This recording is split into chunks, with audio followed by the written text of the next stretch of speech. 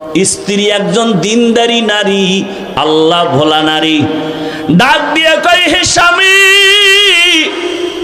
ভালো করে বলো, আমি যা চাইবো তাই দিবা? বলে হ্যাঁ।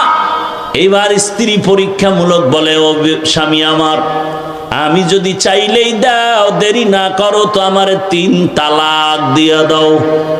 কয় তালাক? স্বামী খুশি? স্বামী বলে, এটা তো দেওয়ার জন্য বলি না। বলে, ওয়াদা করছো যা চাইবো তাই দিবা, দাও, তালাক দাও। দুইজনের ভেতরে মৃদু তর্ক শুরু হয়ে গেল। সমাধানের জন্য জামানার নবীর দরবারে রওনা। রাস্তার মাঝে যাইয়া হঠাৎ স্বামী বেচারা রাস্তায় পড়ে গিয়া পা ভেঙে গেছে। নুজহাতুল মাজালিসের মধ্যে ধৈর্যের বয়ানে ঘটনা আছে। ওই আল্লাহর বান্দা যখনই পা ভেঙ্গে চিৎকার শুরু করে, আল্লাহ তুমি আমারে মুসিবত থেকে বাঁচাও। স্ত্রী হাতটা ধইরা বলে, নবীর দরবারে যাব না, বাড়ি লও। বাড়িতে যাইয়া স্ত্রী ডাক দিয়া কয়, স্বামী, আমি যে তালাক চাইছিলাম সে কথা উড্ড করে নিলাম, তালাক লাগবে না। স্বামী বলে, বিবি চাইলা কেন, আবার চাওয়ার পরে ফিরাইয়া নিলা কেন? এবার বিবি ডাক দিয়া কয়, স্বামী আমার, তুমি কি রাসূলের হাদিস শুনো নাই? রহমতের নবী বলছেন, মাইয়ুরিদিল্লাহু বিহি খাইরান ইউসিব মিন। আল্লাহ যারে বেশি আদর করে, মোহাব্বত করে, তারে মুসিবতের পরীক্ষা নেয়। আমি আমার বাবার ঘর মায়া ছাড়িয়া তোমার সংসারে আসছি খেদমত করার জন্য। এত বছর তোমার সংসার করলাম, একটা দিন কোনো মুসিবত দেখলাম না, কোনো কান্না নাই, হা হুতাশ নাই। বুঝলাম যেখানে মুসিবত নাই ওখানে আল্লাহর রহমত নাই।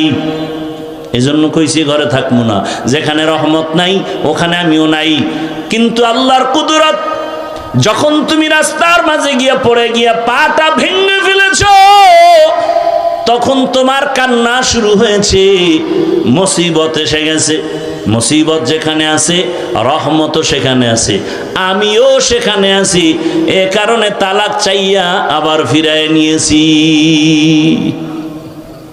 আর আমরা সামান্য একটু মুসিবতে পড়লে আল্লাহরে শুদ্ধ গালি দেয়, আছে না নাই? আল্লাহ হেদায়েতের দৌলত দান করেন। আল্লাহ বলেন, আমি পরীক্ষার হলে পাঠাইছি, পরীক্ষা করিয়া তোমার ইমানটার তাজা করব, যাচাই করব। আল্লাহর কাছে সাহায্য চাওয়ার জন্য 2 জিনিস লাগবে, ধৈর্য আর নামাজ। আমাদের ধৈর্য নাই, নামাজও নাই, এ কারণে সাহায্য চাইও আমরা পাই না। যারা আল্লাহর কাছে চাওয়ার মতো চাইছেন, আল্লাহ তাদেরকে দিয়েই দিছেন, কঠিনভাবে দিছেন। ভাইরা আমার, আল্লাহ পাক রব্বুল আলামিনের কাছে চাইছেন, আল্লাহ নগদ দিয়ে দিছেন, বাকিতেও দেন নাই। এ দুনিয়ায় আল্লাহর এক বড় দুশমন, নাম হলো ফিরআউন। জানেননি তার স্ত্রীর নাম কি? জোরে বলেন। ও আম্মা জানেরা, ও আমার কলিজার যুবক বাবারা, বৃদ্ধ বাবাজিরা, ভালো করে শুনে নাও। ও পর্দার আড়ালের মা, এ জমিনে বড় বেঈমান আল্লাহর নামের দুশমন এমন ফিরআউন। কোরআনে যেই ফেরাউনের এত নাম চলে আসছে, এই ফেরাউনের স্ত্রী আসিয়া এত বড় বেঈমানের ঘরে সংসার করতে গিয়া আল্লাহ তাআলা আসিয়ার এমন ভাবে কবুল করে ফেললেন। আসিয়ার ব্যাপারে রহমতের নবী বলেন, কিয়ামতের দিন জান্নাতে আসিয়ার সাথে আমি মুহাম্মদের বিবাহ হবে। আরো আস্তে করে বলেন। কেমন নারী! ও পর্দার আড়ালের মা বোনেরা, ও আম্মা জানেরা, আপনাদের মতো কত মা এই এলাকায় এখনো আছে, বেপরদায় চলে না, নামাজ ছাড়ে না, মোবাইলে সময় নষ্ট করে না, স্বামীর মাল খেয়ানত করে না। আম্মা জানেরা, আপনারা কি পারবেন না একজন ভালো নারী হবেন? ও যুবক বাবারা, আমি তোমাদেরকে যতই বয়ান করি, আমি কিন্তু কথা বলি না আমার মতো টুপিওয়ালা বড় হুজুর হয়ে তসবিহ হাতে নাও, স্কুল বন্ধ করে মাদ্রাসায় যাও। আমি এ কথা কিন্তু বলি নাই। আমি অন্তর থেকে বলি, আমার দেশে মাওলানা মুফতি মুহাদ্দিসের অভাব নাই। আমার দেশে আদর্শ ডাক্তারের দরকার, আমার দেশে আদর্শ ইঞ্জিনিয়ারের দরকার, আদর্শবান ডিসি, এসপি, ওসির দরকার। আজ আমার দেশের প্রত্যেকটা একটা থানা জেলার ওসি ডিসি এসপি যদি 5 বেলার নামাজি হতো, কোরআনের বয়ান চলতো, কোন সুদখোরের থেকে অনুমতি নেওয়ার প্রয়োজন হতো না। অতএব তুমি ডাক্তার হও, দোয়া করি, ইঞ্জিনিয়ার হও, প্রফেসর হও, কিন্তু আল্লাহর মোহাব্বত নিয়ে নবীর আদর্শের মালা গলায় লাগাও। তোমার মতো যুবক তোমাদের চোখের সামনে কি নাই? স্কুলে পড়ে, কলেজে পড়ে, নামাজও পড়ে নাই? বলো তুমি কেন পারবা না রে বাবা? তোমার মতো কত যুবক র্যাব, আর্মি, পুলিশ, বিডিআর এর চাকরি করে, নামাজ ছাড়ে না। তোমার বিবেকটাকে জিজ্ঞাসা করো, তুমি কেন পারবা না? তোমার মতো যুবক তাকায় দেখো, আজকে রাস্তায় গাড়ি চালায়, নামাজ পড়ে, তুমি বিবেকটাকে জিজ্ঞাসা করো, তুমি কেন পারবা না? তোমার মতো জেনারেল লাইনের সন্তান কৃষি কাজ করে, নামাজ পড়ে, নদীর মধ্যে মাছ ধরে, নামাজ পড়ে, ব্যবসা করে, নামাজ পড়ে, ডাক্তার, প্রফেসর, ইঞ্জিনিয়ার, নামাজি অভাব নাই। ও আল্লাহর বান্দারা, একটু চিন্তা করো, কয়দিনের আশা পূরণে গুনার পথে দৌড়াবা? মনের শখ মিটাইয়া, মনের আশা পূরণে কত গুনাহ করেছো। মনে চাইছে পার্কে যাবা, দৌড়ায় গেছো। মনে চাইছে সারা রাত মোবাইল চালাবা, চালাইছো। মনে চাইছে নামাজ পড়বা না, পড়ো নাই। মনে চাইছে তুমি দাড়ি রাখবা না, রাখো নাই।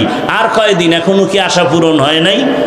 বলো যুবক বাবারা, আর কতদিন পার্কে পার্কে ঘুরলে তোমার আশা পূরণ হবে?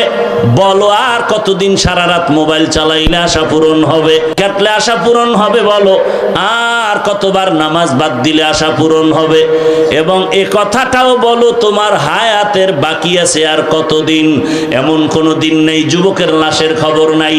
পানির মধ্যে যুবকের লাশ, ঘুমের বিছানায় যুবকের লাশ, গাড়ির নিচে যুবকের লাশ, ওই মহামারী করোনায় যুবকের লাশ, ডেঙ্গুর মধ্যে যুবকের লাশ। মাত্র কয়েক মাস আগের ঘটনা, বিদেশ থাকিয়া টাকা স্বর্ণ নিয়ে আসছে বাড়িতে, আনন্দ বিবির জন্য অলংকার। এয়ারপোর্টে এসে নামলো, স্ত্রী পরিবারের সবাই গাড়ি নিয়ে স্বামীকে আগাইয়া নিতে আসলো। গাড়ির মধ্যে উঠলো, গাড়ি চললো বাড়ির গন্তব্যে। যাইতে যাইতে কত গাড়ির মধ্যে বাচ্চা পরিবারের সাথে বহুদিনের মহব্বতের আকর্ষণীয় আনন্দ চলে। আল্লাহর কুদরতের খেলা, বাড়ি যাওয়ার কাছাকাছি গাড়িটা পানির মধ্যে চলে গেল। কয়েকদিন আগের ঘটনা দেখছো রে বাবা। ওই যুবক চোখের পানি ছেড়ে মিডিয়ার সামনে কান্না করে। মানুষ বিয়া করে না খাইয়াও বউ পোলা নিয়ে থাকে একটা আনন্দ। আমার কপালে সে আনন্দ নাই। টাকা কামাই করার জন্য বিদেশে গেলাম, আজ আমি টাকা আর অলংকার নিয়ে আসলাম, কিন্তু আমার কপাল কেন এত খারাপ? নিজের হাতে আমার বাচ্চাটা মরে গেল চোখের সামনে, স্ত্রীকেও হারাইলাম। এখন আমি কোন ঘরে যাব? আমার ঘর এখন আনন্দ দেওয়ার কেউ নাই, বাতি জানানোর কেউ নাই। ও আমার যুবক বাবারা, সিঙ্গাপুরে যাবে, হয় না ভিসা হঠাৎ করে হয়ে গেল, টিকিটও কেটে ফেললো, আর 5টা দিন পরেই সে সিঙ্গাপুর চলে যাবে। অল্প বয়সের যুবক। 2 দিন আগে এক বন্ধু সকাল 8টায় টেলিফোন করে কয়, চল আমরা একটু নাস্তা করতে যাই। যুবক বলে, মা আমি একটু বের হচ্ছি। কেন? বলে অমুক বন্ধু আসছে, চায়ের দোকানে যাব। ওই মরণস্রোর নাম কি? বাইকটা নিয়ে বের হইয়া বন্ধুরে পেছনে নিয়ে চায়ের দোকানে যখন চালানো শুরু করলো, এমন ভাবে আঁকা বাঁকা টান দিছে, দেওয়ালের সাথে বাড়ি লেগে জাগায় বন্ধু পরে মাথায় আঘাত, জাগাত নাই। সিঙ্গাপুর মাওলায় নেয় নাই, একেবারে বাড়ির থেকে আসল বাড়ি পর্যন্ত আল্লাহ টান দিয়া নিয়ে গেল।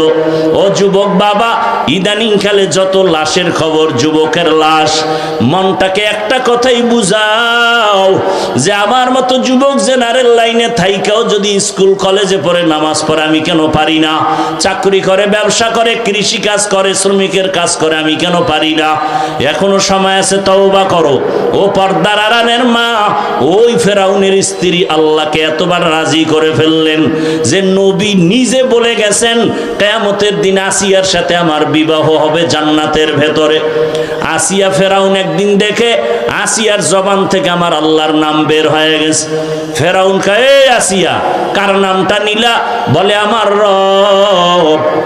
ফেরাউন বলে, মিশরের রব তো আমি, তুমি আবার কারে রব বলো? বলে তোমারে যিনি বানাইছেন তিনি আমার রব।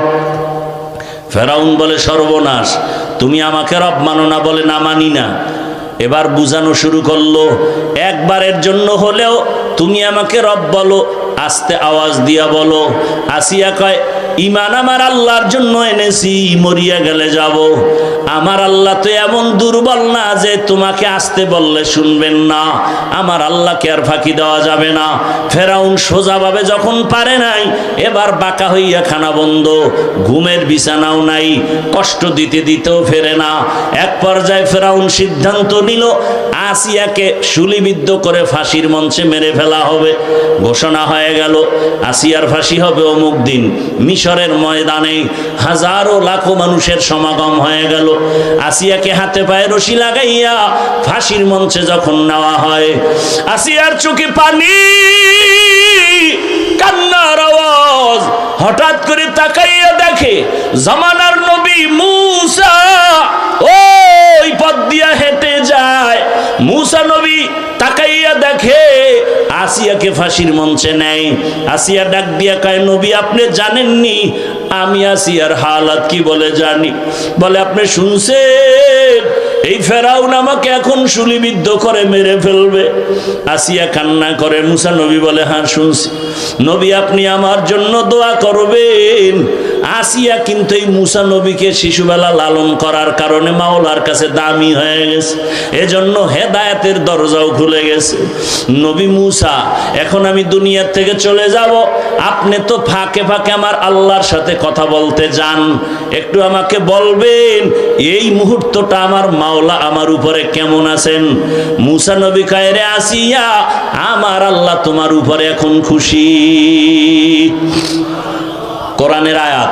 আসিয়া এবার এই কথা শুই না চোখের পানি সারিয়া আসমানের দিকে একটা তাকায়া মুনাজাত দিছে, ক্বালাত রব্বি ইবনিলি ইনদাকা বাইতান ফিল জান্নাহ। আসিয়া ডাক দিয়া কয়, রে মালিক, এত বড় ক্ষমতাওয়ালা ফেরাউনের ঘরে থাইকা আমারে থাকার জায়গা দেয় নাই, খানাও দেয় নাই রে আল্লাহ। শুধু তোমার মোহাব্বতের কারণে বিদায় বেলা তোমার কাছে একটা দাবি, দুনিয়াতে থাকার মতো একটা ঘর আমি পাই নাই, খানার মতো আরামের খানাও পাই নাই। বিদায় বেলা তোমার কাছে আমার আরজি, তোমার পার্শ্বে জান্নাতে একটা ঘর বানাইয়া দিও, তোমার কাছে একটা জান্নাতে ঘর বানায় দাও, আমি আসিয়া যেন সেখানে আরামে থাকতে পারি। কান্না করে আসিয়া এবার ফাঁসির মঞ্চে যাবে, আবার আকাশে তাকাইছে, আসিয়ার সাথে সাথে কান্না বন্ধ, হাসি দেওয়া শুরু করলো। ফেরাউন বলে, এখন তোমার ফাঁসি হবে, তুমি এখন কান্না বন্ধ করে কেন হাসো? আসিয়া ডাক দিয়া কয়, ফেরাউন তুমি দেখো না আমি আল্লাহর কাছে এখন চাইছি জান্নাতে একটা ঘর, আমার আল্লাহ অন্তর চক্ষু খুলে দিয়েছেন, জান্নাতের ঘর এখন আমি নিজের চোখে তাকায় দেখতেছি। লক্ষ লক্ষ ফেরেশতারা আমাকে স্বাগতম দিয়া জান্নাতে নেওয়ার জন্য তারা অপেক্ষা আছে, আমি দেখতেছি। তাড়াতাড়ি আমাকে বিদায় দাও, আমি আমার মালিকের মোলাকাতে চলে যাব। ও পর্দার আড়ালের মা বোনেরা, আপনার স্বামী তো ফেরাউনের মতো খারাপ না, আপনার স্বামী আপনি নামাজ পড়লে অনেক খুশি থাকে, দোয়া করে। অতএব আমি বলবো মা বোনেরা, এখনো সময় আছে, তওবা করেন, আল্লাহর কাছে মনে মনে বলেন, আর নামাজ ছাড়বেন না, বেপরদায় চলবেন না, স্বামীর মাল খেয়ানত করবেন না, নবীর সুন্নাত অনুযায়ী চলবেন, সন্তানটাকে আদর্শওয়ালা বানাবেন। ও যুবক বাবারা, আল্লাহর কাছে মনে মনে তওবা করো, জীবনে তো গুনাহ কম করো নাই, আজকে থেকে তওবা করো, আল্লাহকে বলো, হে আল্লাহ আর গুনাহ করব না, নামাজ ছাড়বো না, দাড়ি কাটবো না, বেপরদায় চলবো না। মা বাবার দোয়া নিয়া, শিক্ষকের দোয়া নিয়া, ওলামায়ে কেরামের পরামর্শ নিয়ে নবীর আদর্শে চলবো।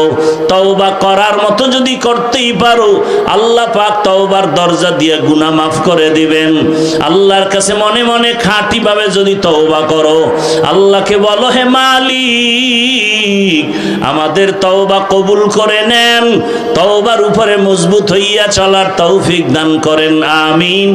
আলহামদুলিল্লাহি রাব্বিল আলামিন।